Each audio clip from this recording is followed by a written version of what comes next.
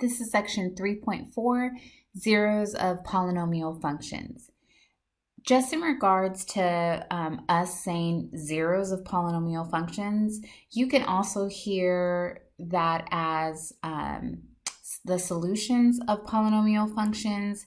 We might also refer to them as the roots of a polynomial function, or even the x-intercepts. And that's probably the term we've discussed the longest, is x-intercepts. So just looking at this graph on the front, let's identify the x-intercepts. So we see one here. It looks to be at 0, and then another one right here that looks to be approximately at 6.5.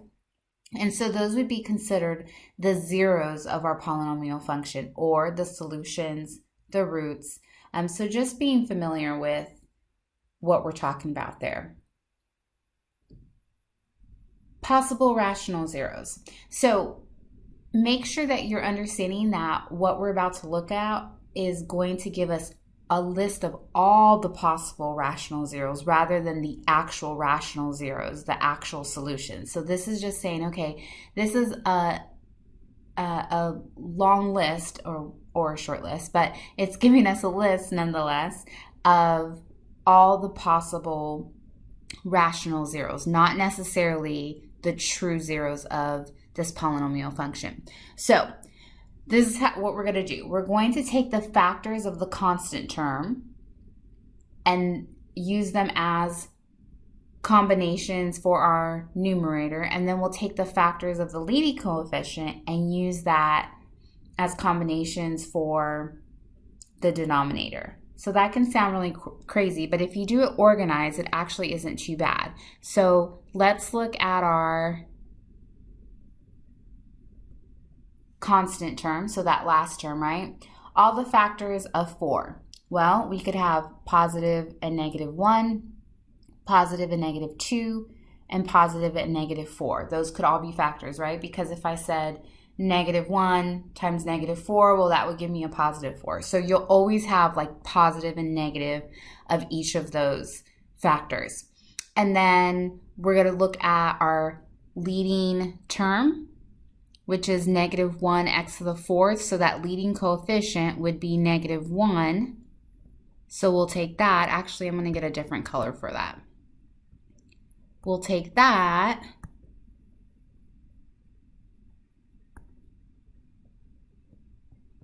and again, all the possible, or all the factors of that, which for negative 1, it's just going to be positive and negative 1. Okay, so now we're going to take each of those factors of the constant term and place it over each of the factors of the leading coefficient. So like I said, if you organize this, it's not so bad. So if I said, okay, I'm going to start out with the positive or negative 1 up top, I'll say positive 1 over positive 1. So that was, I'm using that positive 1 from the factor of my leading coefficient. Well, that would just give me 1. So I'm going to put it over here. Okay, well, I also could have positive 1 over negative 1. That would simplify to a negative 1. But then I also can have negative. So I did both combinations with my positive 1 in the numerator. What about if I use the negative 1, because this said positive or negative 1, over positive 1. Don't worry, I'm not going to go through each and every one like this. I just want you to see why it comes out this way. Well, that would give me a negative 1. And then I'm like, okay, well, what if I do negative 1 over negative 1? Well, that would give me a positive 1. So see, I end up repeating some there, right? So you don't have to go through all of them once you see like, oh, okay, I already know that if I have a positive and negative 1 in my denominator, then basically my list of all the possible rational zeros will be all the factors of the constant term. Because again, if I put a positive over a positive, I get a negative and so forth. So that makes it a lot simpler when the only factor or the only factors of the leading coefficient is positive and negative 1.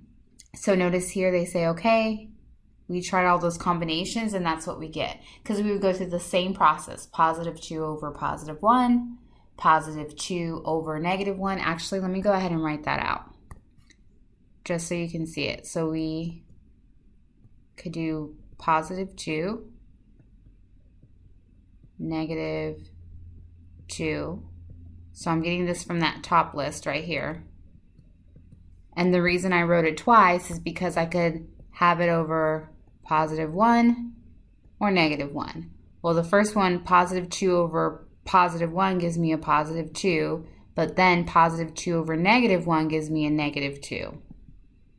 And then again, positive 1 or positive 2 for the denominator for negative 2 in the numerator. That first one would give me a negative 2 again. And then the second one, oops, it should give me a positive 2, but I accidentally wrote a positive. Okay, there we go. It would give me a positive 2. So see, then I would do the same thing with 4, right? And I would get positive 4, negative 4, negative 4, positive 4. Because I'm not going to list the repeats, I would literally just come out with this list right here. So let's go ahead and try it and see what happens. Oh, what I was going to say when it gets a little bit more complex, like this one. So let's take a look at it. So again, real quick before we move on, that list right there, it is not necessarily the zeros to this polynomial function. It is simply a list of all the possible rational zeros. So please make sure you distinguish that. Okay, so again, they're asking us to make a list of all the possible rational zeros. Remember, rational zeros are zeros that can be expressed as fractions. And when we say zeros, in this case, we're referring to solutions, all the solutions that could be expressed as fractions, possible solutions. Okay, here we go. So I'm looking at my polynomial function, and I say, okay, I'm going to take my constant, and I'm going to write down all the factors of that constant for the numerator. So that's positive or negative 1, positive or negative 2. Those are all the factors of that constant term of negative 2. Okay, then I'm going to look at, I'm going to go ahead and choose a different color.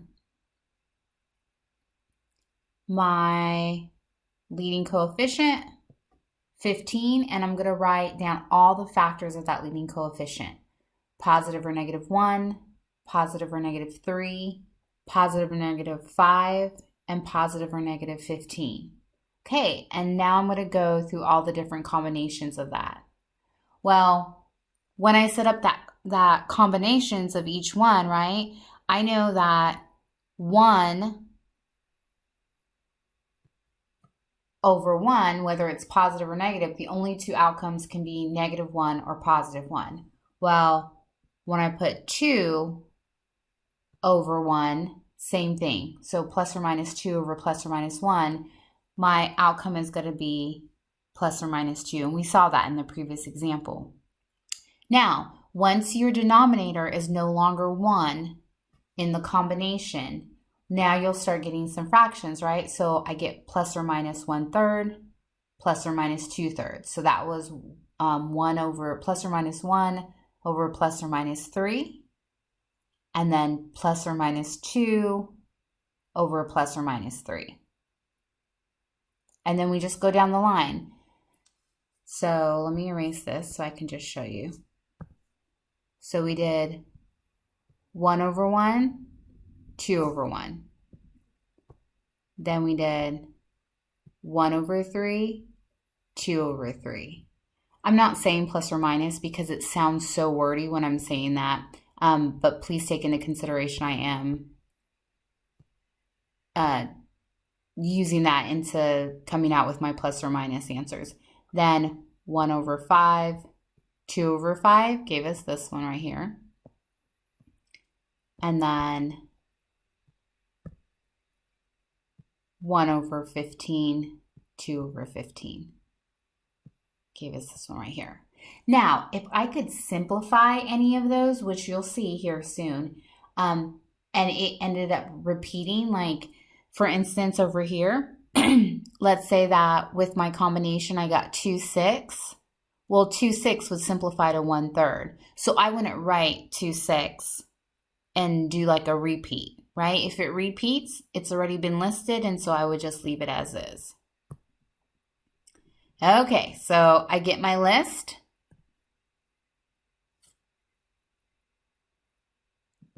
Of all my possible rational zeros.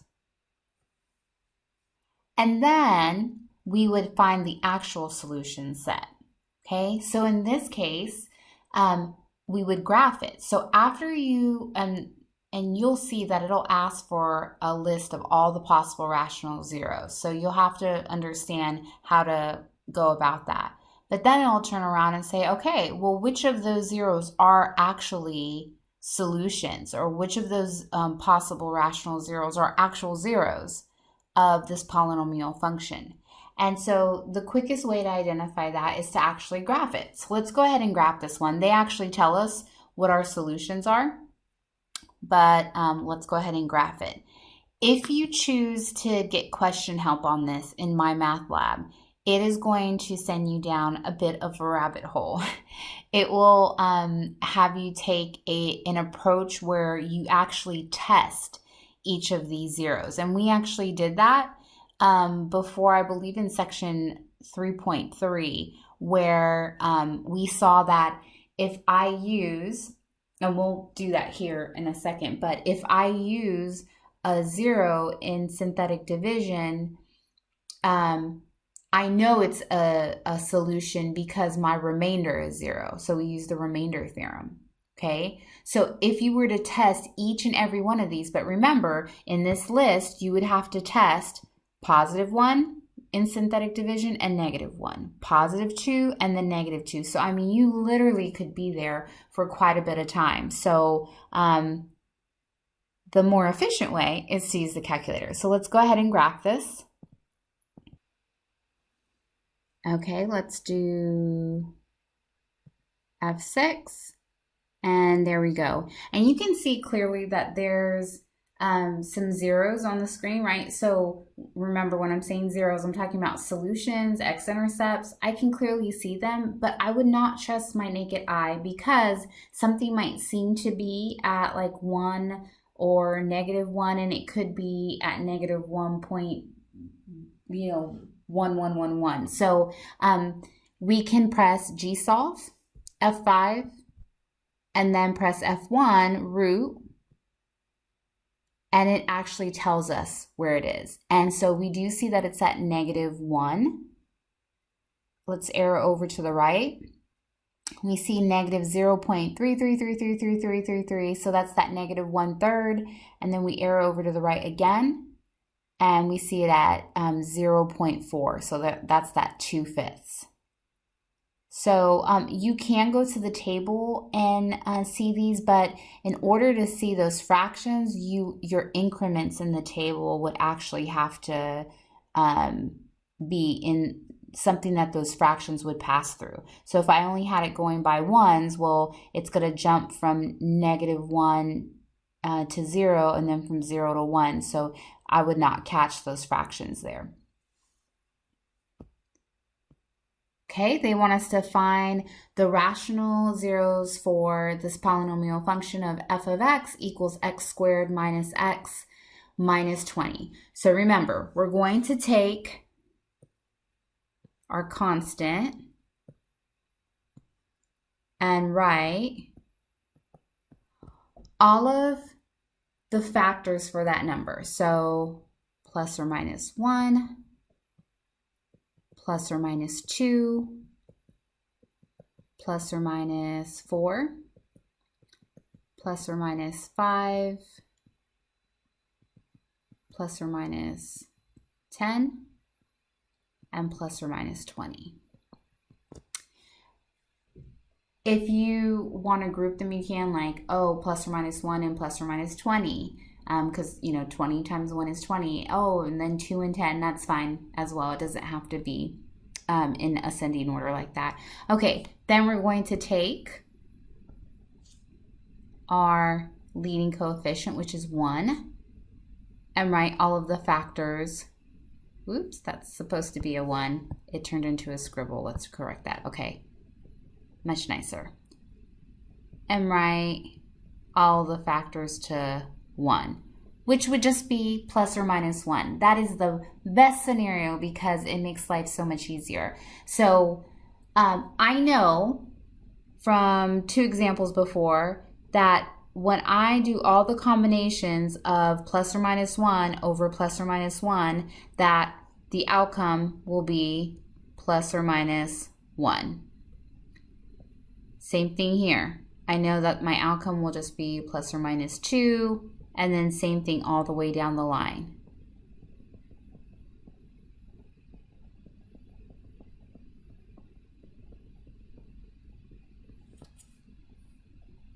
So that is all my possible rational zeros. Oh, hold on, because they asked us to find the actual rational zero. So that's all my possible rational zeros. Okay, but now let's find the actual rational zeros. So I'm going to go ahead and graph this. Okay, got it in there. Draw it out. Okay, so let's do G-solve root. I see I get -4 in my bottom left corner. X equals -4. Let's arrow to the right. And x equals 5. So out of all my possible rational zeros, my actual zeros are -4 and +5.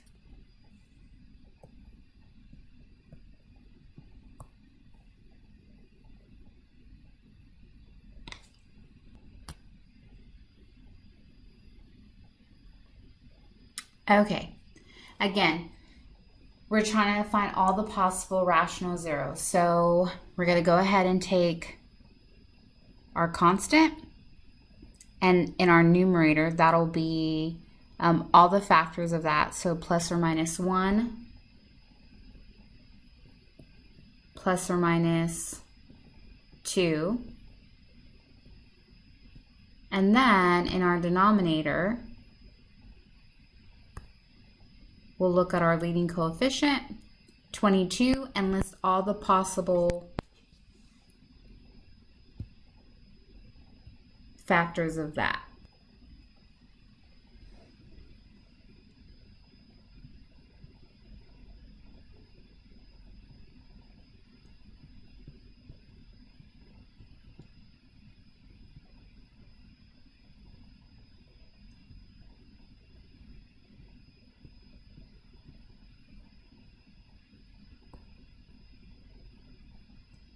Okay, so all the combinations, be careful because when they give you answer choices like this, it can mix you up and make you switch the factors of the constant to the denominator and the factors of the leading coefficient to the numerator. That's usually one of the choices because they're trying to check, okay, do they have it straight, right?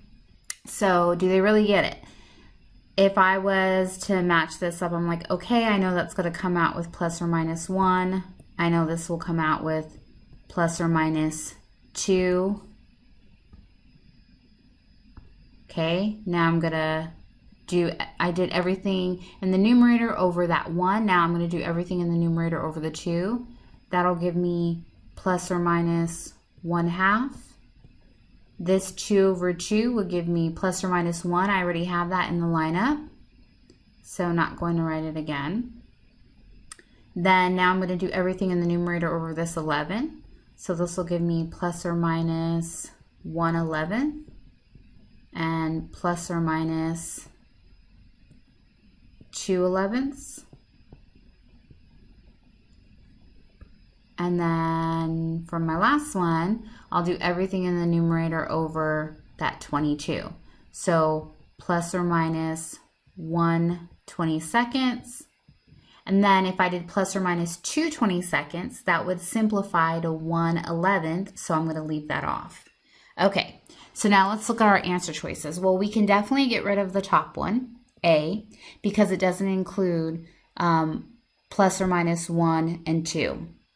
And then I see in B that the only integer it has is -1 and +1. So I'm going to get rid of B. Okay, I do see that C has -1 and +1, -2 and +2. So that's looking promising. I'm going to glance down at D and I see, oh, it only has negative and +2, so I can get rid of it. But I still want to confirm that C's it. So I have plus or minus 1, plus or minus 2. I have the 1/2. I have the 1/11. I have the 1/22 and the 2/11. So that is indeed my answer. Organizing it is huge. And also when you identify your answer choice, still checking it, because sometimes people will overlook it. I've done it before where I just overlook it. I'm like, oh, that's it. And I just circle it and I didn't catch it. Okay, let's try this again. So listing all the possible rational zeros for the given function, I'm going to take my constant, and that's going to be the factors that I write for my numerator. So plus or minus 1, plus or minus 2, plus or minus 5, and plus or minus 10. Okay, and then for my denominator, I'm going to take my leading coefficient and write my factors of that. Plus or minus 1, plus or minus 5. Okay, so now starting all the different combinations. I'm going to do everything over the plus or minus 1. Well, I know that that will give me all of those numbers in the numerator. Because over 1, it's going to give me itself, right? Either in the positive or the negative form. Okay, so now let's do everything over that 5. Plus or minus 1/5. Plus or minus 2/5. This would give me 5/5, which is equivalent to 1, so I'm not going to write it again. And then this would give me 10/5, which is equivalent to 2, so I will not write it again. Okay, so now I go to look at my answer choices, and I'm like, okay, all of them have negative and positive 1. All of them have negative and positive 2. Oh, except C, so I'm going to knock C out. The remaining ones all have positive and negative 5, and they all have positive and negative 10. So that still leaves 3 of the choices, and that's why you have to be careful. So now let's look at the fractions. The only fraction we're looking for, fractions that we're looking for, is positive and negative 1/5 and positive and negative 2/5. So A definitely seems to have way too many choices. So it looks like that probably is the choice if you got your numerator and denominator factors mixed up, but that's not it. We don't have 5/2, right? The second one, we don't have 1/10 because 10 was not one of the denominator factors. So we can get rid of that one. So I think it's D, but I'm going to confirm. Let's see, I have positive and negative 1. I see positive and negative 2, positive and negative 5, positive and negative 10, positive and negative 1/5, and positive and negative 2/5. So that is indeed my answer. But notice how even when I'm like, yeah, the other ones are definitely not it, I still check it, because that is like your red flag if you were to check it and say, hold on, this is not it either. And then sometimes you'll go back and say, oh, I accidentally overlooked something.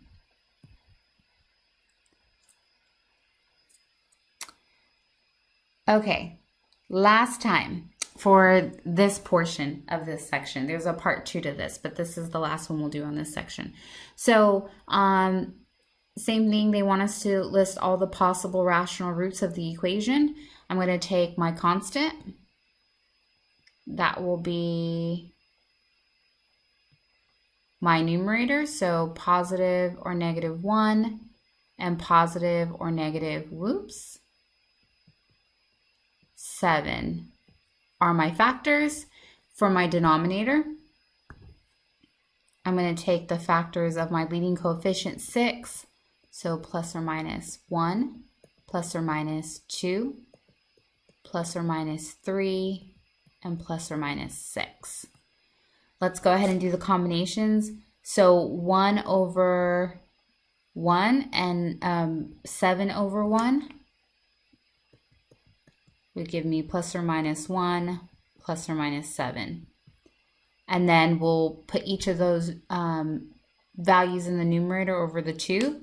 So plus or minus 1/2, plus or minus 7/2. Then we'll put it over the 3, plus or minus 1/3, plus or minus 7/3. Then we'll put it over the 6, plus or minus 1/6, plus or minus 7/6. Okay, that's our list. So now we go ahead and look at our options. Notice that there are two options that have more than just plus or minus 1 and 7. I usually look at my integers first before I even start considering the fractions. So I just look at the integers first and I'm like, okay, that knocks out A and D, okay? Then I go to my fractions. Well, B doesn't even have any fractions, so I go ahead and knock out B. I think C is my answer, but I go ahead and confirm it. We have plus or minus 1, plus or minus 7, plus or minus 1/2, 7/2, 1/3, 7/3, 1/6, and 7/6. So that's my answer.